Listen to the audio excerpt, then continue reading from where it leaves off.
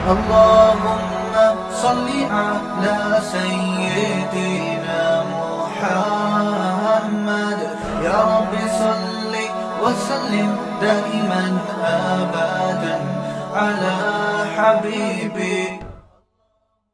خوش مزاج انسان جو ہوتا ہے وہ ہر کام اچھی طرح سے کر لیتا ہے, اور ایک دفعہ طبیعت میں چڑچڑاپن پیدا ہو گیا اور جھنجھلانے لگی طبیعت تو کسی کام کا نہیں رہتا, پھر ذرا سی بات پہ جھنجھلاتا ہے اور الٹی پھینکتا ہے. اور یہ میں آپ حضرات کو بھی ایک بات عرض کر رہا ہوں آپ کے سامنے بھی, یہ بھی دین کی ایک بات ہے, اس کو بھی بیان کا حصہ سمجھیں کہ سب سے زیادہ فوکس انسان کو اپنے دماغ کو کرنا چاہیے کہ میرا دماغ سکون میں رہے. یہ یاد رکھو ہر جسمانی بیماری کا علاج ہے, دماغ کی سیٹنگ جب ایک دفعہ آؤٹ ہوتی ہے تو وہ دوبارہ لائن پہ نہیں آتا. میں نے نفسیاتی مریض کبھی بھی مکمل ٹھیک ہوتے ہوئے نہیں دیکھے کہ پورا صحیح ہو گیا ہو. یہ بہت اہم بات ہے, اس کو نوٹ کر لیں. جو ذہنی مریض ایک دفعہ بن گیا شاید لاکھوں میں کوئی ایک صحیح ہو جاتا ہے, اگر وہ صحیح بھی ہوتا ہے تو پورا صحیح نہیں ہوتا, تھوڑا سا پاگل رہتا ہے وہ. اور آپ دوسری یہ بات نوٹ کر لیں کہ پاگل تھوڑا بھی بہت ہوتا ہے, یہ بہت ہے, آپ اس کو مذاق نہ سمجھیں, یہ دین کا حصہ ہے یہ باتیں. پاگل تھوڑا سا بھی بولو بھائی بہت ہوتا ہے, پاگل میں تھوڑا بوڑا نہیں ہوتا. جو تھوڑا سا پاگل ہے وہ تھوڑا سا نہیں ہے, وہ کسی بھی وقت کچھ بھی کہہ دے گا. تو اس لیے سب سے زیادہ حفاظت کس چیز کی کرنی ہے؟ دماغ کی. تو میں آپ کو دو چیزیں بتاتا ہوں جن کو اگر آپ ذہن میں رکھیں گے نا تو انشاءاللہ دماغ, یعنی جن چیزوں پر عمل کریں گے دماغ سیٹ رہے گا. نمبر 1, نیند میں کبھی کمی نہ ہونے دو. نہیں یاری بات یار بھائی, نیند کیا کرنی ہے؟ ایسی کی تیسی جو مرضی کام اہم سے اہم رہ جائے, پہلے کیا ہے؟ نیند مکمل ہو. پہلے کیا کرنا ہے؟ نیند آ رہی ہے, تھکا ہوا دماغ, سارے کام ایک طرف, پہلے سوؤں گا میں, جاؤ جو مرضی ہو. بھائی وہ شادی میں جانا تھا, وہ ولیمے میں جانا تھا, وہ کیا کہتا رہے, ہم نے پہلے کیا کرنا ہے؟ کیونکہ نیند کی سیٹنگ آؤٹ ہو جائے نا تو بس دماغ گیا, دماغ کہاں جائے گا؟ میں نے اپنی زندگی میں کئی لوگ اسٹریس اور ڈپریشن کے مریض دیکھے ہیں جو نیند پوری نہیں کرتے تھے. نیند اتنی صحت کے لیے ضروری ہے کہ روٹی اور پانی اتنا ضروری نہیں ہے. بھوک, اگر دیکھو نیند سے بڑھ کر کوئی چیز ہوتی نا تو اللہ تعالیٰ رمضان میں ہمیں کہتے ہیں نیند پوری نہ کرو, روٹی کھاتے رہو. اللہ نے روٹی پانی چھڑوا دی. اللہ کو پتا ہے کہ جتنا مرضی بھوکا پیاسا رہو گے, جب کھاؤ گے تو ریکوری ہو جائے گی. کوئی 3 دن بھی بھوکا پیاسا رہے نا, جسم کو کوئی نقصان نہیں ہے, جب کھائے گا تو دوبارہ فٹ فاٹ ویسے کا ویسا ہی ہو جائے گا. لوگ ایک ہفتہ بھی بھوکا پیاسا رہتے ہیں, کوئی بیماری پیدا نہیں ہوتی, کمزوری ہوتی ہے وقتی, جب کھائیں گے پیئیں گے دوبارہ فریش ہو جائیں گے. دیکھو نا رمضان میں سارا دن بھوکا پیاسا رہتے ہیں, جیسے ہی افطاری کا وقت آتا ہے 2 پکوڑے گئے پیٹ میں اور کمر ایک دم فٹ فاٹ سیدھی ایسے پریڈ کرتے ہوئے نماز کے لیے آ رہے ہوتے ہیں. تو وہ رات کو نہ بھی کھائیں نا, صبح کھائیں گے تو یہ ایسے ہی ہو جائیں گے. بیمار ہوتا ہے, بھوکا رہنے سے بیمار نہیں ہوتا. لوگ کھانے کو فوکس کرتے ہیں صحت میں, نیند کو فوکس نہیں کرتے. اللہ کرے یہ بات کسی طرح دماغ میں اتر جائے, کیونکہ اس کا ہمارے دین سے بڑا گہرا تعلق ہے. آپ کا دماغ سیٹ نہیں ہوگا, آپ نہ اللہ کے حقوق ادا کرو گے نہ بندوں کے حقوق. کیونکہ جو آدمی ڈپریشن کا مریض ہوتا ہے نا, وہ گھر میں بھی چک چک پک پک لگا کے رکھتا ہے, خود بھی ڈپریشن میں آئے گا اور بیوی بچوں کو بھی ڈپریشن میں ڈال دے گا. بد اخلاق, نبی صلی اللہ علیہ وسلم نے کیا فرمایا؟ قیامت کے دن سب سے زیادہ میرے قریب وہ ہوگا جس کے اخلاق سب سے اچھے ہوں گے. تو اخلاق کے اچھے ہونے کے لیے چیمبر کا صحیح ہونا ضروری ہے. ٹھیک ہے نا. دیکھو بچوں کی نیند پوری نہیں ہوتی, کیسے چڑچڑے ہوئے ہوتے ہیں, خام خامے چیزیں اٹھا کے پھینک رہے ہیں. اور جب بچہ رات کو اچھی طرح سو کے صبح اٹھتا ہے کیسا خوشی خوشی پھر رہا ہوتا ہے, حالانکہ صبح کے وقت اس نے کوئی اخلاق پر بیان نہیں سنا ہوتا. جب اندر سے سیٹ ہوتا ہے نا انسان تو خود بخود خوش مزاج ہوتا ہے, وہ ہر چیز میں دل لگتا ہے اس. تو اخلاق تو دین کا بہت بڑا حصہ ہے نا.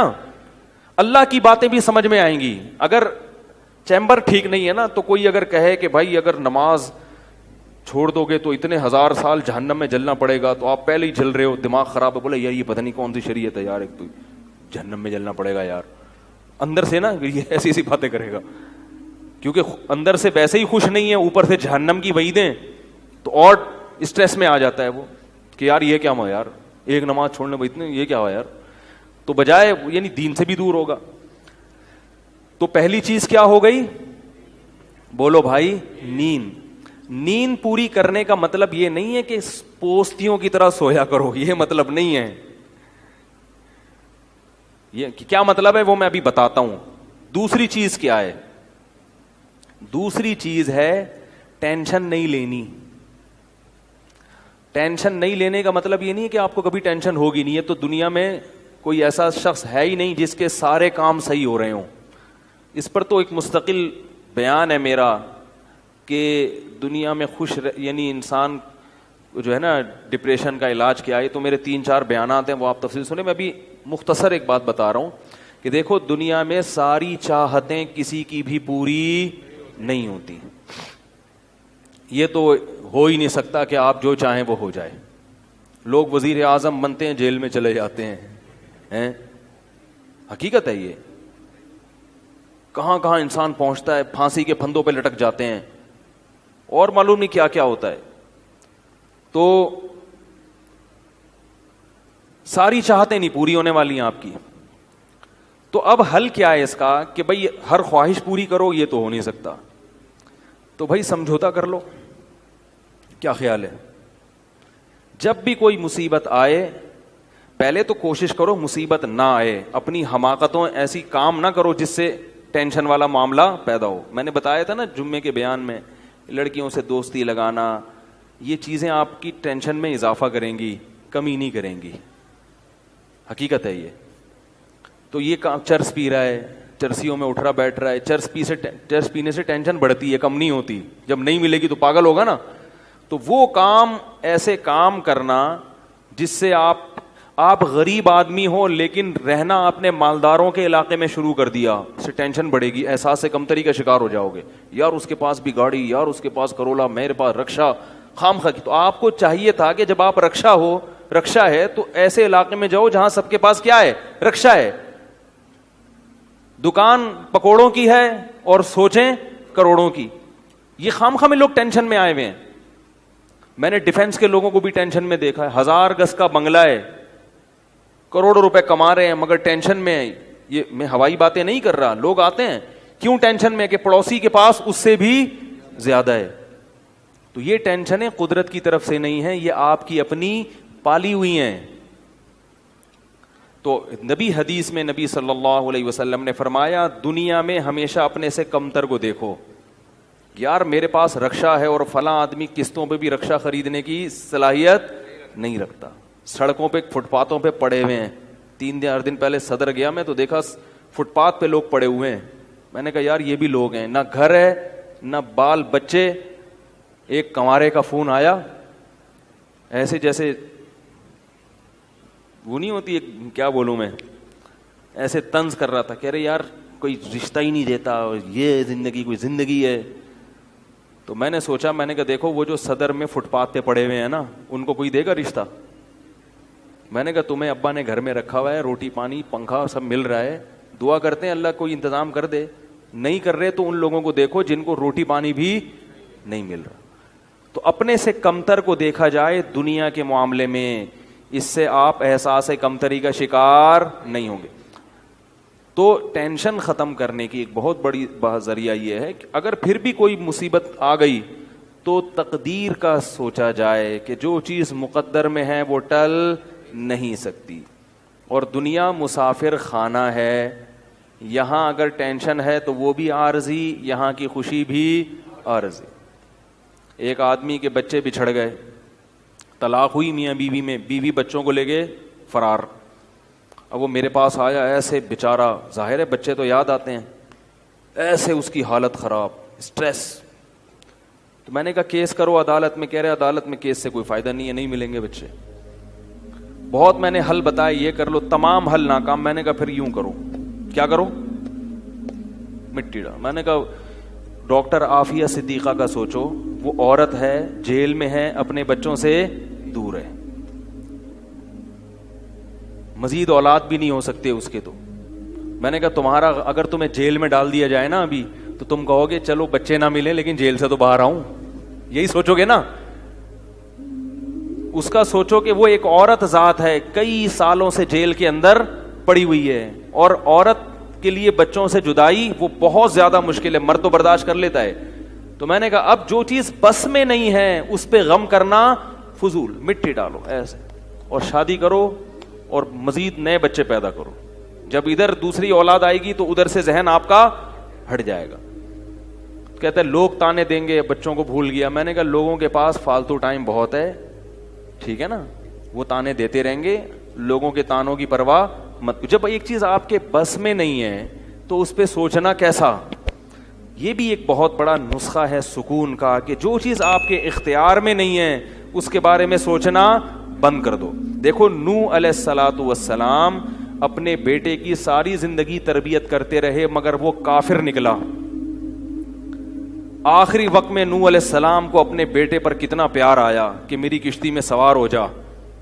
بیٹا کہتا ہے سآوی الی جبل یعصمنی من الماء, میں پہاڑ پہ چڑھ جاؤں گا جو مجھے پانی سے بچا لے گا. پیغمبر کو اپنی اولاد سے بہت محبت ہوتی ہے, بہت زیادہ ہے, جیسے یعقوب علیہ السلام کو تھی نا اپنے بیٹے سے. کتنا درد ہوگا اس وقت نوح علیہ السلام کے دل میں, کیسے تڑپ رہے ہوں گے. لیکن بیٹا باز نہ آیا. وحال بینہم الموج فکان من المغرقین, ایک موج آئی اور اس کو غرق کر دیا. نوح علیہ السلام نے اللہ سے دعا مانگی, ان ابنی من اہلی, اے اللہ میرا بیٹا میرے اہل و عیال میں سے ہے, تو نے تو وعدہ کیا تھا تو میرے اہل و عیال کا خیال کرے گا. اللہ نے کیا فرمایا, انہ لیس من اہلک, یہ تیرے اہل میں سے نہیں ہے, اس کا عمل ٹھیک نہیں ہے. فلا تسألنی ما لیس لک بہ علم, دوبارہ یہ سوال مجھ سے مت کرنا. اب یہ نہیں کہ نوح علیہ السلام بیٹھ گئے اور یہ کیا ہو گیا اور اب سوچیں یہ تو بڑا, بس نوح علیہ السلام نے فوراً استغفار کیا, اعوذ بک ان اسألک ما لیس لی بہ علم, اے اللہ میں تجھ سے پناہ مانگتا ہوں ایسی چیز کی, میں تجھ سے ایسا سوال کروں جس کی دلیل میرے پاس نہیں. بس بھول گئے. اب یہ تھوڑی کہ روتے رہیں بیٹھ کے, بھئی جو چیز بس میں نہیں ہے چھوڑ دو. تو ہم بہت ساری چیزوں کی ٹینشن لیتے ہیں جو ہمارے اختیار میں نہیں ہے. پیٹرول مہنگا ہو رہا ہے, بیٹھ کے خام میں پریشان ہے. بھائی تم سے پوچھ کے تھوڑی مہنگا ہوا ہے. غم کرنے سے اگر وہ سستا ہو جائے تو رو. میرے پاس تھی Kawasaki G T O, Kawasaki G T O 125. آپ کو پتا ہے کیا بائک تھی وہ, ہم نے بھی بڑے شوق پالے ہیں ایک زمانے میں. میں اس میں پیٹرول ٹھیک ٹھاک ڈلتا تھا. اب جب پیٹرول مہنگا ہوتا تو سب سے زیادہ متاثر میں ہوتا تھا اس سے. 50 والوں کو کچھ نہیں ہوتا تھا. تو میں ایک دفعہ پیٹرول پمپ گیا, میں نے پیٹرول ڈلوایا اس میں, تو اس نے کہا وہ 5 روپے پر لیٹر بڑھ گیا ہے. مجھے بڑا غصہ آیا. میں نے ساتھ والے سے کہا, میں نے کہا یار یہ کیا مذاق ہے یار, ہر تھوڑے دن کے بعد 5 روپے بڑھ رہا ہے, تو آپ کو غصہ نہیں آیا؟ اس نے کہا صرف میرے لیے تھوڑی بڑھ رہا ہے, پوری قوم کے لیے بڑھ رہا ہے نا. تو مجھے اس کی بات بڑی اچھی لگی. اس نے کہا میرے اکیلے کے لیے بڑھے تو مجھے غصہ آئے, سب کے لیے بڑھ رہا ہے تو چلو ٹھیک ہے. اس دن کے بعد سے اب تک پیٹرول بڑھنے پر مجھے غصہ نہیں آیا. میں یہی کہتا ہوں یار مجھے ٹینشن لینے سے کیا ملے گا, 100 روپے لیٹر بڑھ جائے, زیادہ زیادہ یہ ہوگا, بہت زیادہ بڑھے گا تو گاڑی بیچ دو. بھائی نہیں ہمارے کنٹرول سے باہر ہو گئی ہے, گاڑی بیچ دو, دوبارہ آ جاؤ, ٹیکسی پہ آ جاؤ, پھر بھی ہے تو پھر رکشے پہ آ جاؤ, پھر چنچی پہ آ جاؤ, پھر پیدل ہو جاؤ. جو چیز اختیار میں نہیں ہے اس کی ٹینشن لینا حماقت ہے. بات آ رہی ہے سمجھ میں؟ اسی طرح یاد رکھو اولاد کی تربیت کا معاملہ ہے. ہمارے ہاں جو لوگ نئے نئے دیندار بنتے ہیں یا پرانے بھی, وہ چاہتے ہیں میرا گھر 100% خلفائے راشدین جیسا بن جائے, جبکہ بیگم پہ کنٹرول نہیں ہوتا, وہ الگ سمت میں جا رہی ہوتی ہے. اب آپ نے ڈنڈا چلانا شروع کر دیا, بچے باغی ہونا شروع, وہ بجائے دین پہ آنے کے ابا کو مکھنچو سمجھنا شروع کر دیتے ہیں اور بغاوت پھیلتی ہے. تو بھائی آپ اعتدال سے تربیت کی کوشش کرو, ہو گئی ٹھیک ہے, نہیں ہوئی ہم سے نہیں سوال ہوگا, ہم جو کر سکتے تھے ہم نے کر لیا. تو ہم نے نا بہت ساری چیزیں, یہ ہو رہا ہے معاشرے میں غلط, یہ ہو رہا ہے, وہ والے وہ جماعت کیوں آ گئی, وہ جماعت کیوں آ گئی, وہ فلاں فرقہ کیوں بڑھ رہا ہے, یہ والے کی کم ہو رہے ہیں, وہ زور سے آمین کیوں کہہ رہے ہیں, وہ آہستہ آمین کیوں کہہ رہے ہیں, ٹھیک ہے نا, وہ رفع الیدین کیوں کر رہا ہے, وہ رفع کیوں نہیں کر رہا. میرا ایک اصول ہے, میں جب کسی ٹاپک پر بیان کرتا ہوں تو مجھے جب بھی کوئی ایسے اختلافی مسائل پر بیان ہوتا ہے نا, تو اکثر لوگوں کے پھر واٹس ایپ پہ میسج آنا شروع ہوتے ہیں, آپ نے جو یہ بیان کیا اس میں یہ والی بات, حالانکہ اس بات کا جواب اس میں موجود ہوتا ہے. تو میں پھر مزید جواب نہیں دیتا, میں کہتا ہوں پورا بیان سنیں. وہ پھر جواب بھیجتے ہیں کہ ہم نے پورا بیان سنا ہے, میں کہتا ہوں دوبارہ سنیں. کہتا ہے سنا تو ہے, مجھے جواب نہیں ملا, جبکہ مجھے پتا ہوتا ہے جواب اس میں ہے. میں کہتا ہوں پھر تیسری بار دوبارہ سن, کیونکہ اس سے زیادہ کہ ہم مکلف نہیں. اب یہی تھوڑی کہ ایک ہی چیز کو لے کے پھر وہی سوال وہی جواب, وہی سوال وہی جواب. پبلک کے پاس تو ٹائم ہے, وہ تو کرتے رہیں گے اور آپ کی صلاحیتیں بیکار ضائع ہوتی رہیں گی. بھائی ہم نے ایک ٹاپک پر بات کی, پورا کور کیا اس کو, مجھے اچھی طرح معلوم ہے آپ کے ان تمام سوالات کا جواب اس میں موجود ہے. اب بار بار سوال کرو گے تو ہم نئے سرے سے جواب دے کے ٹائم ضائع, یہ ٹینشن ہے خام خواہ کی کیوں پالیں. ٹینشن پتہ ہے کیا ہوتی ہے, ٹینشن یہ ہوتی ہے کہ یار اتنی تفصیل سے میں نے بیان کیا پھر بھی لوگوں کی سمجھ میں نہیں آ رہا, ہائے یہ کیا یار, یہ کیا ہے. اس سے آپ خام خواہ میں آپ کے سر کے بال غائب ہوتے رہیں گے. تو ہم یہی کہیں گے, اے اللہ ہم سے جو ہو سکا تھا ہم نے کر دیا. اب سمجھ میں آنا سمجھانا کس کے بس میں ہے, اللہ کے بس. نبی کی بات سب کی سمجھ میں نہیں آئی, اور اللہ تعالیٰ نے نبی کو کتنی تسلیاں دی ہیں قرآن میں. نبی کو بار بار کہا کہ آپ جو سمجھا رہے ہیں پھر بھی یہ نہیں سمجھ رہے تو ٹینشن نہ لیں. کیوں؟ نبی کو اگر زیادہ ٹینشن ہوگی تو کام کون کرے گا. قرآن میں سینکڑوں آیتیں ہیں جو صرف تسلی پر مبنی ہیں, جن میں نبی کو کیا دی جا رہی ہے, تسلی. لعلک باخع نفسک علی آثارہم, کہیں ایسا نہ ہو کہ ان کی ہدایت کے پیچھے آپ کی جان ہی ہلاک ہو جائے, یعنی غم سے. کیونکہ نبی صلی اللہ علیہ وسلم حیران ہوتے تھے کہ ان کو میں نے معجزے بھی دکھا دیے, اور میں نے بتایا کہ یہ بت ہیں جن جو نہ سن سکتے ہیں, نہ دیکھ سکتے ہیں, نہ بول سکتے ہیں, ہر طرح سے سمجھا دیا, ٹھیک ہے. اور میری 40 سالہ زندگی بھی انہوں نے دیکھی کہ زندگی میں کبھی میں نے جھوٹ نہیں بولا, امین اور صادق مشہور ہوں. اور یہ پیغمبروں کا انتظار بھی کر رہے تھے کہ ایک نبی آنے والا ہے. سب چیزیں ہو گئیں پھر بھی نہیں مان رہے, تو ٹینشن تو ہوتی ہے نا. تو قرآن نبی کو کیا کہہ رہا ہے کہ مزید ٹینشن لیں؟ نہ قرآن ٹینشن کیا کر رہا ہے, کام. نہ ٹینشن نہ لیں, ٹینشن نہ لیں.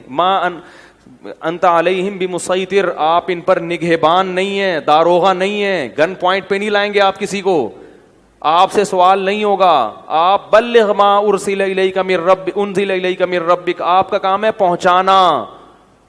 یہاں تک کہ اپنے سگے چچا ایمان نہیں لے کر آ رہے, جنہوں نے آپ کو پالا بچپن سے. چلو وہ تو دشمن تھے, وہ ایمان نہ لائیں تو انسان صبر کرتا ہے, یہ تو دشمن ہے.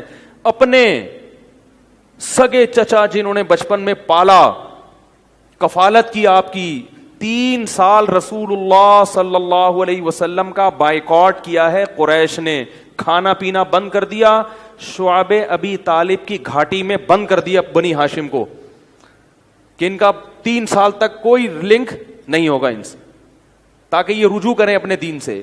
ابو طالب بھی آپ صلی اللہ علیہ وسلم کے ساتھ اس گھاٹی میں بند ہوئے, ایمان نہیں لائے مگر اپنے بھتیجے کا ساتھ دیا. اتنے اچھے چچا لیکن ایمان نہیں لائے. کیسا نبی کا دل کڑتا ہوگا کہ نہیں ہوگا. موت کے وقت آ کے نبی نے کہا کہ ایک دفعہ کلمہ پڑھ لیں تاکہ قیامت کے دن آپ کی بخشش کر سکوں, سفارش کر سکوں, آپ کی اللہ سے بخشش کی دعا کر سکوں. کیسا دل مچلتا ہوگا نا. ابو طالب کو خیال آیا کلمہ پڑھنے کا. قریش کے جو سردار تھے انہوں نے ابو طالب کو دیکھنا شروع کر دیا کہ کلمہ, کتنا غصہ آیا ہوگا نبی کو ان سرداروں پہ کہ میرا چچا جس نے میری اتنی کفالت کی, مجھ سے اتنی محبت کی, آج وہ میرے سامنے جہنم کی آگ میں داخل ہو رہا ہے اور یہ کمبخت کھڑے ہوئے اس کو ورغلا رہے ہیں.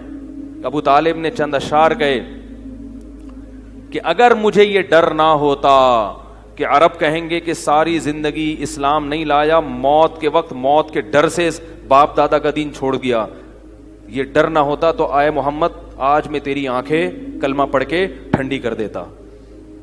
لیکن اس کو انہوں نے غیرت کا مسئلہ بنا لیا کہ میں مروں گا تو سردار کہیں گے کہ یہ ایک زبان والا نہیں ہے. زبان تبدیل کر لی انہوں نے, کرنا تھا تو پہلے ہی مان لاتا نا, اب کیوں.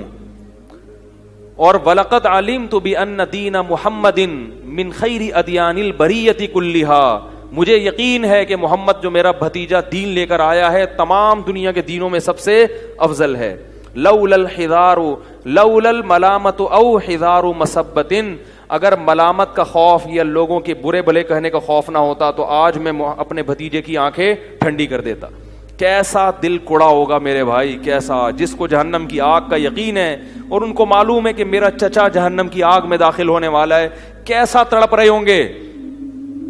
اور ابو طالب کی آنکھیں بند ہو گئیں. نبی صلی اللہ علیہ وسلم اتنے غم زدہ ہوئے, اللہ نے پھر کیا دی, تسلی کی آیتیں کہ ٹینشن نہ لو. یہ میں آپ کو کیوں واقعات سنا رہا ہوں کہ جب اتنے بڑے بڑے غم کے واقعات میں اللہ ٹینشن لینے کو پسند نہیں کر رہے, تو ہماری چھوٹی چھوٹی, اس کی پکوڑے کی دکان چل گئی, میری دکان بند ہو گئی, اس کو سواری مل گئی ہے بھائی رکشے میں, مجھے سواری نہیں ملی, ان چیزوں میں ٹینشن لینے کا کیا مطلب. بہت مشکل ہے یار, کیا کریں یار. ہماری ٹینشن یہی ہوتی ہے نا یار, سیٹنگ وہاں چل رہی تھی, ابا نے رشتہ وہاں طے کر دیا, یہ کوئی ٹینشن کی چیز ہے. ٹینشن تو وہ ہے جو نبی کو ہوئی تھی, یہی ٹینشن ہے آج کل. تو نبی کو کس قدر غم ہوا ہوگا, غیرت بھی ہے نبی میں, حیا بھی ہے, محبت بھی ہے, لیکن اللہ کیا کہہ رہے ہیں, ٹینشن نہ لیں. کیوں؟ وہی اصول جو میں نے آپ کو بیان کیا کہ جو چیز اختیار میں نہیں ہے اس پر ٹینشن نہیں لینی چاہیے.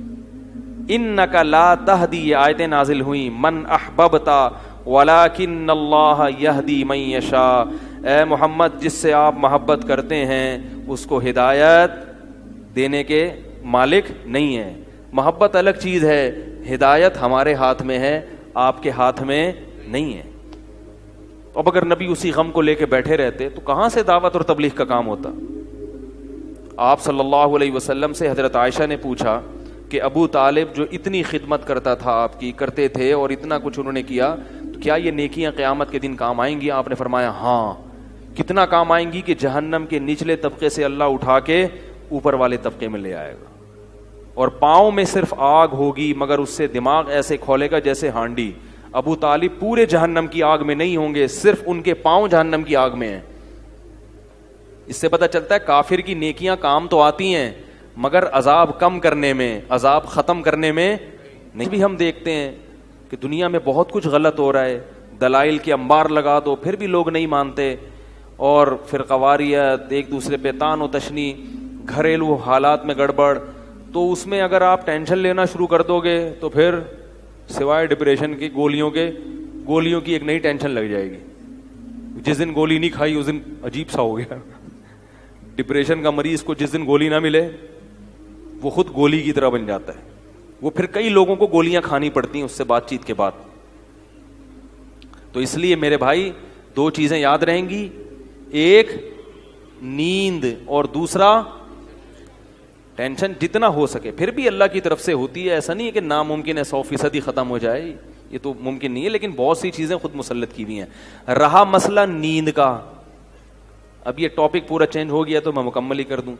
نیند کا مطلب یہ نہیں ہے کہ پوستیوں کی طرح ٹھیک ہے پڑے رہو کہ بھئی مفتی صاحب نے بیان کیا کہ سونا بہت ضروری, سو رہے ہیں, اٹھ ہی نہیں رہے.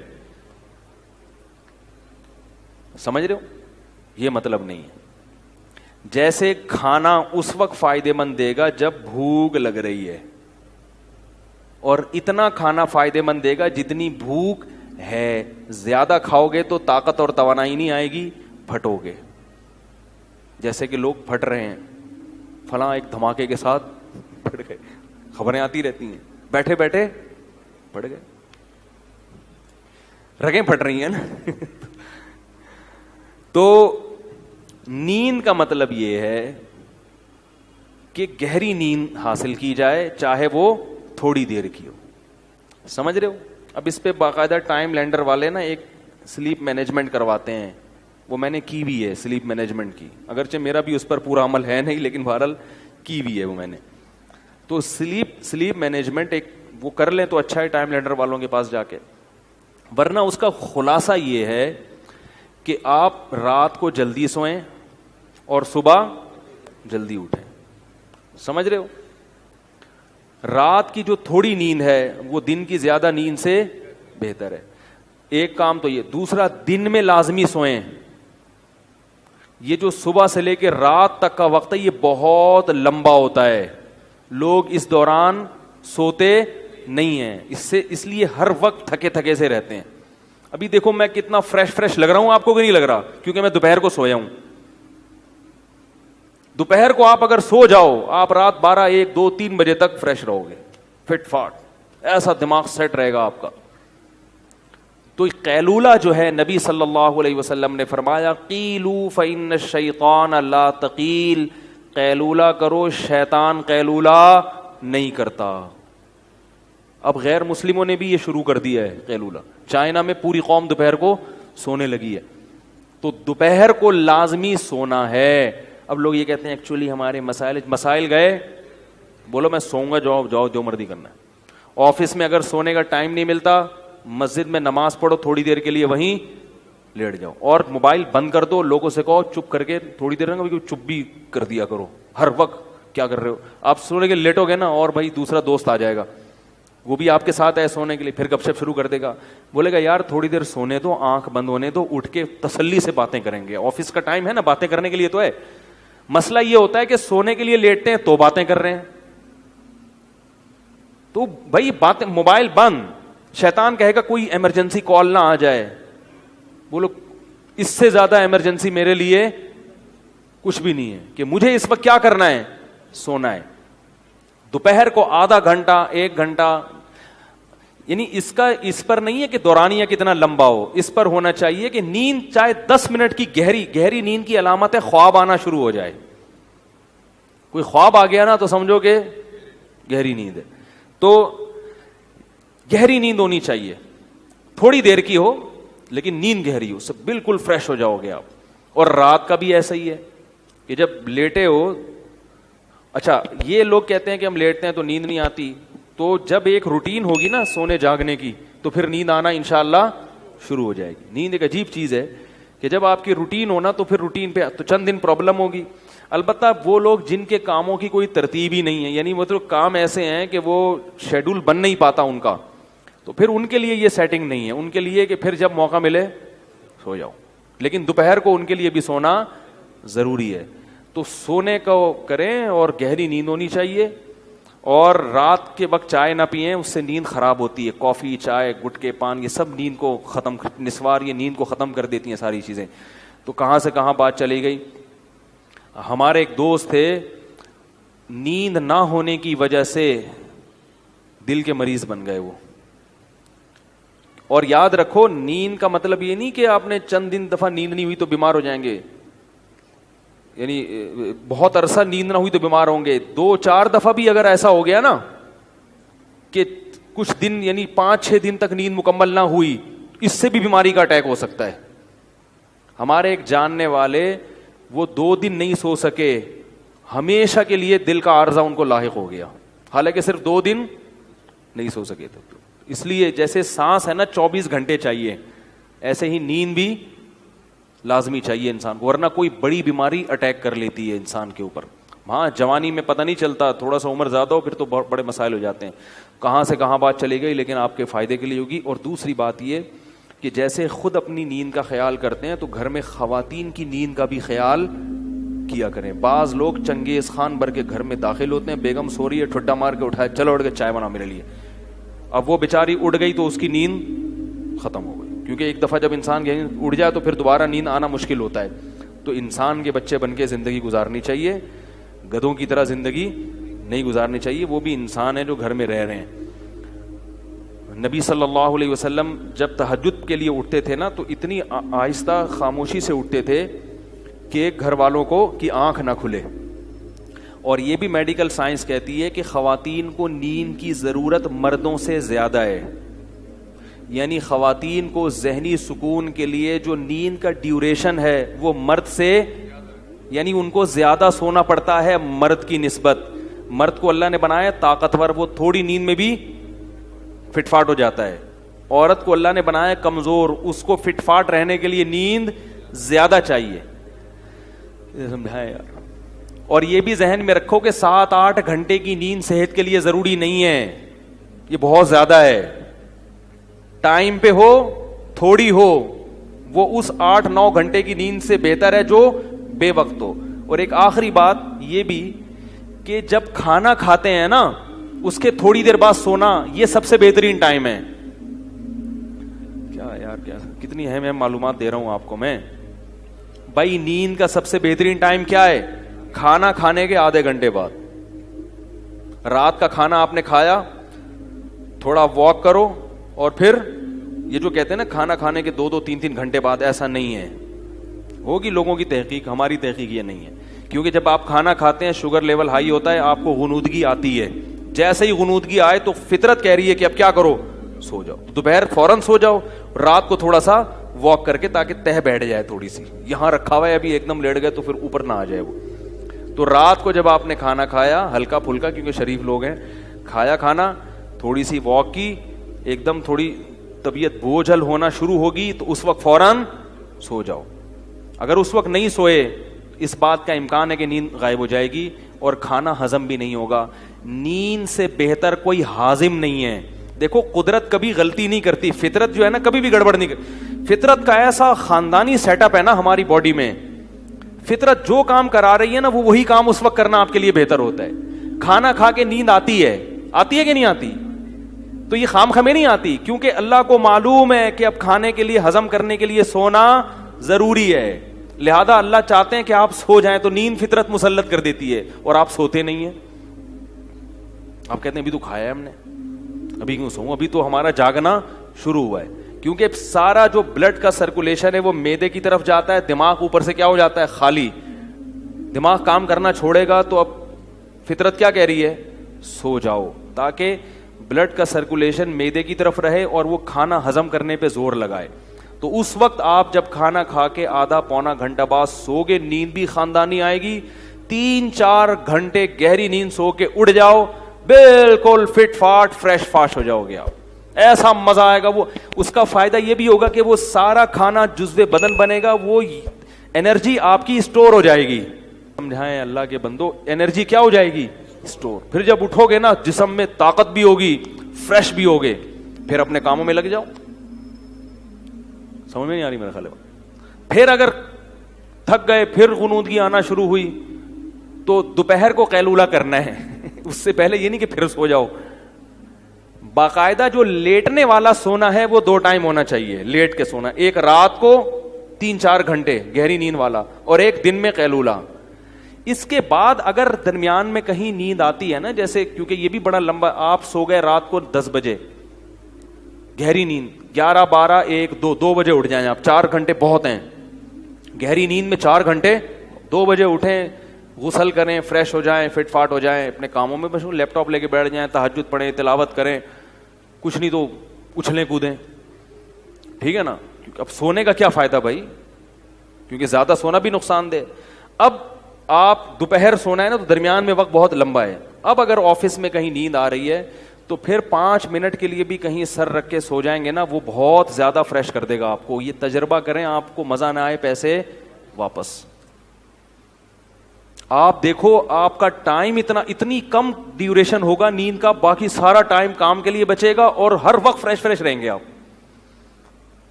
یہ باتیں بتانے کے لوگ 50-50 ہزار روپے لیتے ہیں, جو میں آپ کو فری پھوکڑ میں بتا رہا ہوں. سمجھ رہے ہو, ایک بندے سے لیتے ہیں جو فری پھوکڑ میں بتا رہا ہوں میں. اور یہ باتیں بھی ہم نے پیسے دے کے سیکھی ہیں, فری میں بھی نہیں ملی ہم کو. سمجھ میں آ رہی ہے بات. 24 گھنٹے میں آپ بمشکل 5 گھنٹے سو گے, لیکن ہر وقت فریش نظر آؤ گے آپ, اور صحت اچھی ہوگی, کولیسٹرول ختم ہو جائے گا, ویٹ کم ہو جائے گا آپ کا. سمجھ رہے ہو. تو جب درمیان میں نیند آئے نا تو لیٹ کے نہیں سونا, ایسے سونا ہے جیسے گورنمنٹ کے آفیسر دفتروں میں سوتے ہیں, پولیس والے جیسے تھانے میں سوتے ہیں. وہ باقاعدہ لیٹ کے نہیں, وہ ہر وقت ایسے منہ پہ ٹوپی رکھ کے سو رہے ہوں. FIR کٹوانے جاؤ تو خراٹے لے رہے ہوں گے, اٹھانا پڑتا. مجھے اچھی طرح یاد ہے, میں ایک جگہ کہیں گیا سفر پہ, کام بہت زیادہ تھا, تو اب دن رات سے جاگے 10 بجے نا ہم کلاس لے رہے تھے کہیں, بہت سخت نیند آنے لگی. تو کلاس میں 10 منٹ کا وقفہ ہوا, چائے اور وہ جو بھی وقفے ہوتے ہیں کافی. تو مجھے یہ فلسفہ معلوم تھا کہ بھائی اب اگر سو گئے لمبا تو دوپہر کا قیلولہ نہیں ہو سکتا, اس کو بچانا ہے, وہ ضروری ہے. تو مجھے یاد ہے میں تھا اور میرے ساتھ ایک اور بھی تھے, آفیسر تھے, وہ کسی گورنمنٹ کے ادارے میں. ہم دونوں گئے, ہم نے کہیں کونا کھانچا تلاش کیا, چادر بچھائی, 5 منٹ کے لیے الارم لگا کے لیٹے ہیں کیونکہ صرف ہمارے پاس 5 منٹ تھے. واقعتاً 5 منٹ میں اتنی گہری نیند آئی ہے, 5 منٹ الارم بجا تو پتہ ہی نہیں چل رہا تھا ہم کہاں ہیں. یہ ہوتا ہے جب آپ تمیز سے سوتے ہو نا اس شیڈول کے تحت, تو ایسا ہی ہوگا. ابھی کیا لیٹے ہوئے ہیں, کروٹیں بدل رہے ہیں, نیند ہی نہیں آ رہی, کوئی شیڈول ہی نہیں ہے. تو 5 منٹ سوئے ہیں, اس کے بعد وضو کیا, آ کے بیٹھے, اتنے فریش کہ بالکل فٹ فاٹ.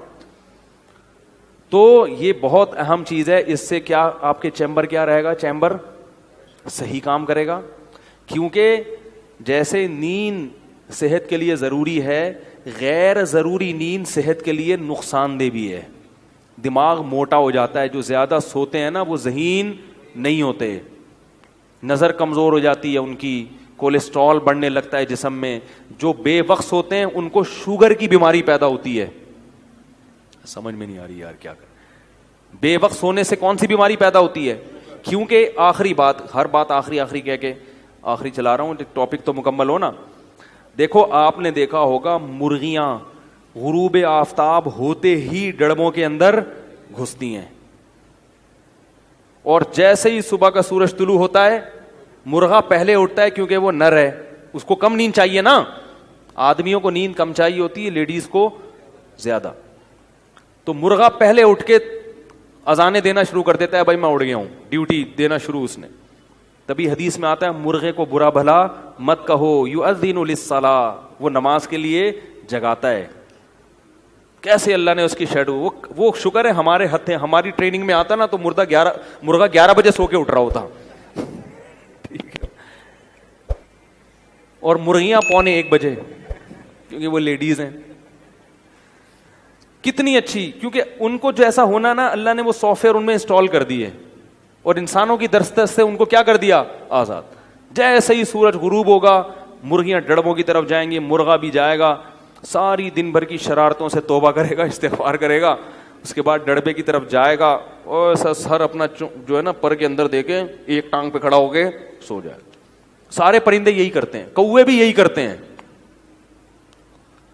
پھر جیسے ہی 4 بجیں گے, صبح صادق ہوگی, مرغے نے اٹھ کے اذانیں دینا شروع, کیسا فریش. اور مرغیاں سورج نکلتے ہی پھڑپھڑانا, ایسے ہی چہکنا شروع کریں گی. کچھ جانور ایسے ہیں جن کو دن اور رات کا ہوش نہیں ہوتا, کتا اور بلی, ان کے لیے دن اور رات کیا ہیں, برابر ہے. جب نیند آئے گی سو جائیں گے, کوئی شیڈول نہیں ہے. اور کچھ جانور ایسے ہیں جو بالکل الٹے چلتے ہیں, وہ الو ہے, رات میں جاگتا ہے اور دن میں سوتا ہے. انسان, میڈیکل سائنس یہ کہتی ہے کہ انسان پہلی قسم کے حیوانات میں سے ہے کہ جن کے قدرت نے سونے اور جاگنے کا شیڈول بنایا ہے. میڈیکل سائنس بھی یہ کہتی ہے اور قرآن سے بھی یہ ثابت ہے. میڈیکل سائنس یہ کہتی ہے کہ آپ کے جسم میں اللہ نے گھڑیاں لگائی ہوئی ہیں جو دن اور رات کا تعین کرتی ہیں. رات کو آپ کے جسم میں کیمیکل خارج ہوتا ہے دماغ میں جو اس کا تقاضا کرتا ہے کہ آپ سو جائیں. اگر آپ رات کو نہیں سوئیں گے آپ کو شوگر کی بیماری ہوگی. ہمارے ایک جاننے والے تھے, شوگر کے بچنے کی ہر ممکن کوشش کی مگر پھر بھی شوگر ہو گئی. ڈاکٹر نے بتایا کہ آپ چونکہ رات کو جاگتے ہیں دن میں سوتے ہیں اس لیے شوگر ہوئی ہے. آپ سرچ کر لیں نیٹ پہ جا کے, آپ کو پتا چلے گا کہ رات کو دیر سے سونے سے کیا پیدا ہوتا ہے. بلی رات کو دیر سے سوئے گی, شوگر نہیں ہوگی, کیونکہ بلی ان حیوانات میں داخل نہیں ہے جن کا انسان کا شیڈول اللہ نے بنایا ہے. میڈیکل سائنس سے بھی اور قرآن بھی کہتا ہے, اس سے قرآن کا بھی برحق ہونا ثابت ہوتا ہے کہ جعل لکم اللیل لباسا والنہار معاشا, اللہ نے دن کمانے کے لیے اور رات سونے کے لیے بنائی ہے. اور رات 12 بجے پیک پہ ہوتی ہے, ہم نے رات کی ڈیفینیشن ہی چینج کر دی. ہمارے یہاں رات 3 بجے شروع ہو رہی ہے. رات کا مطلب عشاء, عشاء کا وقت رات داخل ہو گئی اور 12 بجے رات اپنی انتہا پر ہوتی ہے. لہذا ڈاکٹر یہ کہتے ہیں کہ رات 12 بجے کا ٹائم گہری نیند میں گزرنا چاہیے. آدھی رات 12 بجے ہو چکی ہوتی ہے اور ہمارے یہاں 12 بجے سوچ رہے ہوتے ہیں اب کیا پکے گا گھر میں, 12 بجے کیا کر رہے ہوتے ہیں, آج کیا پکے گا. میں بتاتا ہوں نا ادھر کراچی میں حال کیا ہو گیا ہے. میں نے ایک دوست کے ساتھ کہیں بازار جانا تھا, کوئی چیز خریدنی تھی, تو میں انتظار کر رہا ہوں, صبح سے انتظار کرتے کرتے تھک گیا, فون کر رہا ہوں اٹھا ہی نہیں رہے. دوپہر 2 بجے فون ملا ان کو, 2 بجے انہوں نے کال اٹھائی, کہہ رہے میں ناشتہ کر کے پہنچا. 2 بجے دوپہر کیا ہو رہا ہے, ناشتہ ہو رہا ہے. تو ابھی تو جوانی ہے, چل رہے ہیں, تھوڑی دیر میں لڑکنا شروع, ختم, جو مرضی کر لو, اور دماغ الگ خراب ہوتا ہے. تو رات 12 بجے, ٹھیک ہے نا, کیا کہہ رہا تھا میں, نہیں میں پرندوں کی مثال دے رہا تھا. کچھ پرندے ایسے ہیں, بلکہ اکثر 99% پرندے ایسے ہی ہیں کہ ان میں سافٹ ویئر اللہ نے ڈال دیے ہیں, تو انسان بھی انہی میں داخل ہے. اور کچھ ایسے ہیں جن میں دن اور رات کا کوئی ہوش نہیں ہوتا. تو کچھ انسان ایسے ہیں جو اپنی فطرت سے ہٹے ہوئے ہیں. اور تیسری قسم میں جس کو الو کہا جاتا ہے, وہ رات کو جاگتا ہے اور دن میں سوتا ہے.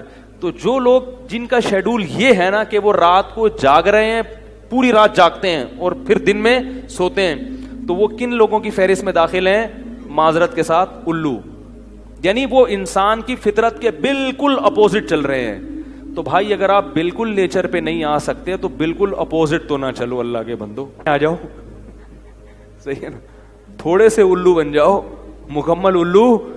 تو جو الو کے کام ہیں وہ آج حضرت انسان کر رہا ہے, تو بیمار تو ہوگا. تو بات یہاں سے شروع ہوئی تھی کہ سب سے زیادہ کس کی حفاظت کرنی ہے, اپنے چیمبر کی. تو چیمبر کی حفاظت کے لیے یہ 2 چیزیں میں نے آپ کو بیان کی ہیں.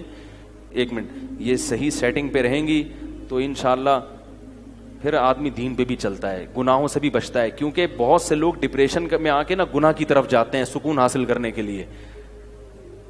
یہ بھی ہے, یہ نشہ کیوں کرتے ہیں, پریشان ہیں, اور زنا کی طرف کیوں جاتے ہیں, پریشان ہیں, سمجھتے ہیں شاید سکون, حالانکہ سکون ملتا نہیں, اور وقتی فائدہ ہوتا ہے, پھر اور زیادہ بے سکونی کی طرف چلا جاتا ہے.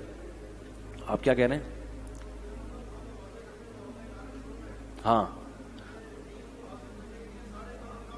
ہاں نماز نہ چھوڑیں. ہاں ایسا نہ ہو کہ دین کے لیے نماز بھی چھوڑ دیں, نماز اپنے ٹائم پہ پڑھنی پڑے گی. ہاں یہ بہت اچھا انہوں نے لقمہ دے دیا کہ سارے اہم کام کا, اور ایسا بھی نہیں کیونکہ مر رہا ہے تو بھی آپ نے کہا میں چونکہ سو رہا ہوں. مفتی صاحب ابا کو اٹیک ہو گیا, آپ کہہ رہے ہیں مفتی صاحب نے کہا تھا کہ ایسا, یہ ہر بات کا مطلب سمجھنا چاہیے, سمجھ رہے ہو, ابا کو اٹیک ہو گیا, وہ یوں پڑے ہوئے, آپ کہہ رہے ہیں مفتی صاحب نے بولا تھا کچھ بھی ہو جائے میں تو سوؤں گا. تو بھائی وہ تو پھر کرنا ہے نا جا کے. نماز کے بعد کھڑے ہو کر دعا مانگنا کیسا ہے, ثابت نہیں ہے, باقی کوئی مانگنا چاہے تو. کیا بسم اللہ الرحمن الرحیم کی 786 لکھا جا سکتا ہے؟ خلاف سنت ہے, بسم اللہ پوری لکھنی چاہیے. درخت لگانے کے حوالے سے آپ نے مختصراً بات کرنی تھی, درخت لگاؤ مہم. ہاں بھائی دیکھو یہ جو درخت لگے ہوئے ہیں نا آج کل, اس کا کیا نام ہے, یہ جو درخت لگے ہوئے ہیں,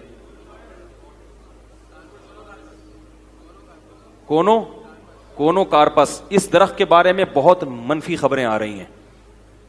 ایک صاحب نے کہا کہ میں نے ابھی یہ درخت اپنے گھر کے سامنے سے کٹایا ہے تو سانس بحال ہوا ہے ان کا. مجھے نہیں پتا, کوئی ممکن ہے اس کے متضاد خبریں بھی آ رہی ہیں. بعض کہہ رہے ہیں نہیں یہ ایسا نہیں ہے, یہ درخت کوئی نقصان دہ نہیں ہے, بعض کہہ رہے ہیں نقصان دہ, لیکن جو مشکوک چیز ہے اس کو چھوڑ دینا چاہیے. تو اس لیے میری رائے یہ ہے کہ جب ایک چیز میں شبہ پیدا ہو گیا, اتنے اچھے اچھے درخت ہیں ان کو لگاؤ نا, اس کو کاٹ دیں. میں نے بھی مسجد والوں سے کہا ہے کہ یہ درخت جو مسجد میں لگے ہوئے ہیں ان کو کٹوا دیں. درخت سب سے بہتر جو فضا کے لیے ہے وہ ہے نیم کا درخت.